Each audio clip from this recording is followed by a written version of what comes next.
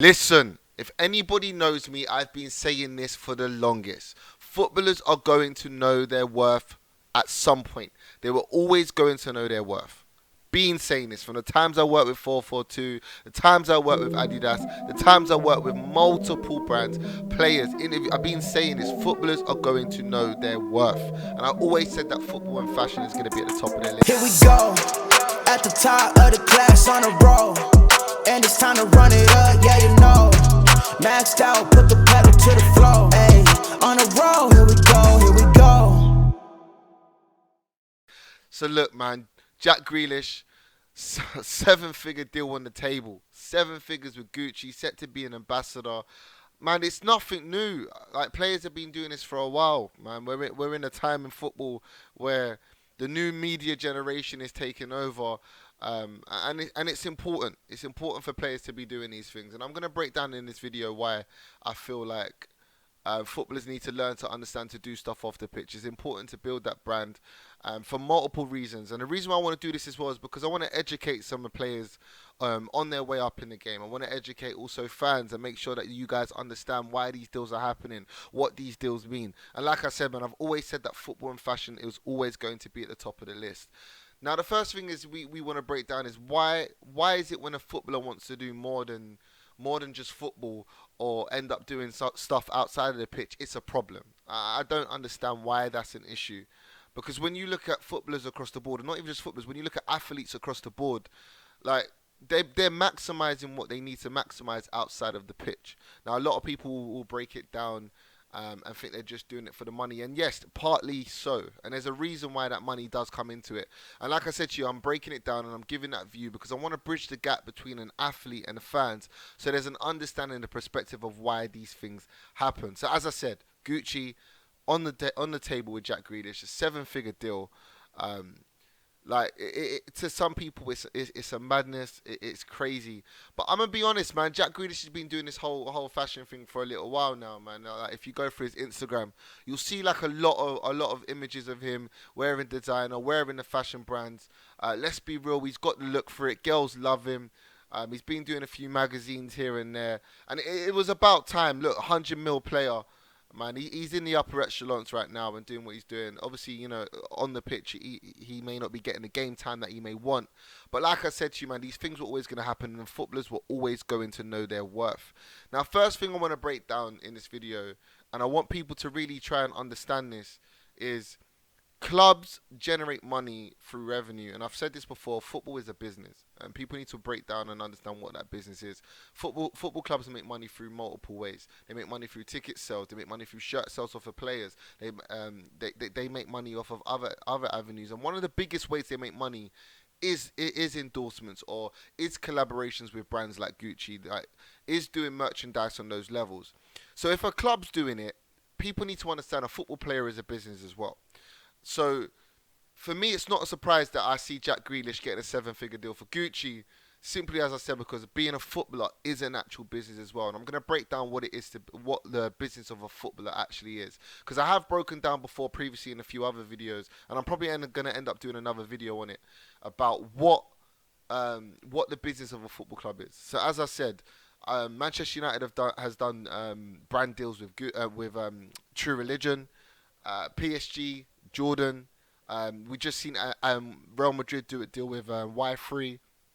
Like it's nothing new. It's been going on for a minute. Do you know what I mean? It's been going on for a minute. So for me, I understand why a player is doing it. So let's break down what the business of a footballer actually is, because I think that's the main thing that we need to get to, and people will understand this a lot more. So I don't want people to get this confused, and I don't want people to think that like I'm just glorifying the off the pitch side of the game. But I want to really take a deep dive into it and make people understand it. So look, football first. That's the first part of the business of a footballer. If your foundation of a footballer isn't sorted, if you are not in a place in your career where football is the main thing for you, then looking outside elsewhere isn't the way forward. If you was to build a business, you start off with one product or you start off with one service or whatever it may be, and then as time goes on and you build that to a point where it's kind of fully functioning, you then can branch out and do other things. So yeah, football is first, and that's the first part of being a footballer and that business being generated. The second part of it, and I think what people really need to take into consideration, is the career of a footballer isn't long. Like, it's a short career. Like, it can be ended at any moment. An injury can happen, and your career could be ended just like that. And I think people really need to deep that and take that into consideration. So now then, what we do is we look at the new side of football, and we're in a digital media side of football, that people really need to take in and deep. And I feel like it's becoming something of a problem within football that a lot of fans are not understanding, or a lot of pundits or a lot of ex-footballers potentially are not understanding, that we are in a new space of football. And what's crazy is if we go back and we look at the business of football, there's players like David Beckham who for me is probably is the main person of that. He started this within football. 360 deals in your contract, deals that are, you know what I mean, deals that are open, that's allowing you to also monetize off of your brand as well. Because if people didn't know, clubs were also signing players due to their brand as well and what they brought. You people need to understand that, and that was in the contract, so that they were going to be using their image rights, with obviously certain campaigns the club does. So David Beckham kind of took that back, and he put it in there, and he said, you know what, no, I need to make sure that this happens. And let's be real, having Victoria Beckham as your wife, that probably was the reasoning behind it. If not, I'll say is the reasoning behind it, and it made it realize that a footballer can be more than just a footballer. So the second side of a business was building a community and building an influence, building a fan base, which allowed now brands to be able to come and use that community, use that fan base, and footballers were just leveraging off of that. So now we're in a space with the new digital media. Again, followers are important because, again, that's a community, that's your fan base. That's a potential audience for a brand like Gucci to now start reaching to. They're reaching a new audience and a new type of people when it comes to an endorsement deal with a player like Jack Grealish. So for me, understanding that a career short, understand that these things come into play. So it becomes to now build this narrative of what a business of a footballer is. So when you look at a business of a footballer, you got to understand that they're going to use that community and that fan base to monetize what they're going to do. Because as I said, football is a short career. And let's be honest, we all work and we all get to the point where we all have pensions. We all get to the point where we save money, so we're able to get to a certain point in our life or a certain age that we're still able to live and function, right? So, also what I want to add is one of the biggest things is that I think a lot of us would love to do, especially for our family, and we may not all be in that same position to be able to do these things, but to build generational wealth for your family, right? Build generational wealth for your kids or your kids' kids, or being able to take care of your mum, your dad, your grand people in your life of importance. So this is where these endorsement deals come in. So yes, you make money from being a footballer, but you got to remember, whatever that portion of that money is that you earn, tax will come and get you. Then on top of that, you then obviously have a lifestyle outside of that. Again, as I said, you have a family, people rely on you, people are taken care of. So then when you're adding these endorsements, these are future investments for when you're finished playing football. And I feel like there's nothing wrong, and like I said, the business of a footballer now is to be able to get to that point where you can maximize off the pitch. As I said, these clubs are maximizing off the pitch. These brands are maximizing these footballers' image rights and their brand off the pitch. So for me, like I said, footballers are getting to the point where they're knowing their worth, and they're making sure that they're putting that in the forefront and using that to monetize, to build generational wealth, and to build a life after football.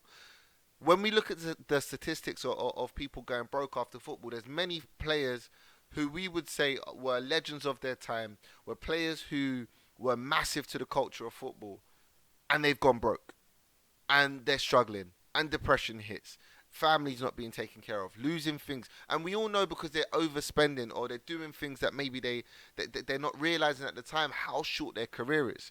So setting up life after football is very important, and creating generational wealth for your family is very important, and that's a takeaway that I want a lot of people to kind of take away from this. So for me, when you look at the business outside of football, again, it's very important. And for me, this seven-figure deal for Jack Grealish is more than just what people see to the eye. It's more than just, oh my God, he's making this much, he's making that much. No, he is making this much and that much. But you got to remember, he's making this much and that much for his family.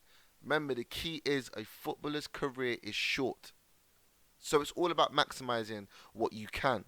So for me, Jack Grealish is out here getting his deals. And again, a footballer is allowed to do more than just football. Again, if you're a plumber, you do more than just plumbing. If you're an electrician, you do more than just that. If you work in social media like I do, use that money to create other avenues of revenue to be able to take care of what you can in your life. And for me, man, a footballer is no different. A footballer is no different. But like I said, what I want to break down in this video, and I want a lot of people to realize that yes, football is always first. Football is the number one foundation. Without that, you are not able to leverage and build anything for yourself outside of football. So remember, football is always first. And again, like I said, players have been doing this for time. David Beckham, Paul Pogba, like Neymar, Ronaldinho, maximizing the R10 brand. Big Ronaldo doing the R9. Cristiano Ronaldo maximizing a lot of his stuff. The next part of a business of a footballer, outside of being one and earning revenue from that, outside of using your image rights and being able to generate money from that, and then obviously getting endorsements from brands. Another way of obviously making money, and what people need to realize, is actually your own business ventures outside of that as well. So a lot of players are developing that. So when you look at Jesse Lingard with his clothing line, I think look, you even got Mbappe doing deals outside of what he's doing. There's a load of players that's dipping into other things, and it's not just necessarily, like I said to you, always money driven. How do you know it isn't an interest of these people? Like we're humans at the end of the day. Football is the occupation, but who we are is something different. So again, there's other interests that you may have. So yes, football is always going to be your number one, and football is always going to be the love of your life. But like I said, we're human and we're into other things as well. So like I said, breaking down the business of a footballer, football first, image rights and things like that. You can actually sell your image rights as well. Cristiano Ronaldo has done that himself, and he's generating a lot of revenue, and he's built an empire, not just for himself, but for his kids to follow off of, and then his kids' and things like that. Also, it's setting a great example for players that's coming in the game and understanding how to manage their money. Like, managing your money is very important as a player, because as I said, a lot of people go broke after the game of football. So like I said to you, man, taking that into consideration, I hope I broke down some things for you to take from this video, because like I said, it's very important for fans to understand that a footballer, yes, I can understand you put them in high regards, I understand that they earn a lot of money and things like that, but there's reasons why as they earn a lot of money, and I'll get into another video of why they earn that money. I've done one before, so you can go check that out, but I'll go into another video next time and really explain how a footballer and why a footballer deserves the money they make. And again, footballers are knowing their worth. They're maximising what they need to maximise off the pitch. And I can't lie, I am here for it. Here we go, at the top of the class on a roll, and it's time to run it up, yeah you know. Maxed out, put the pedal to the floor, ayy, on a roll.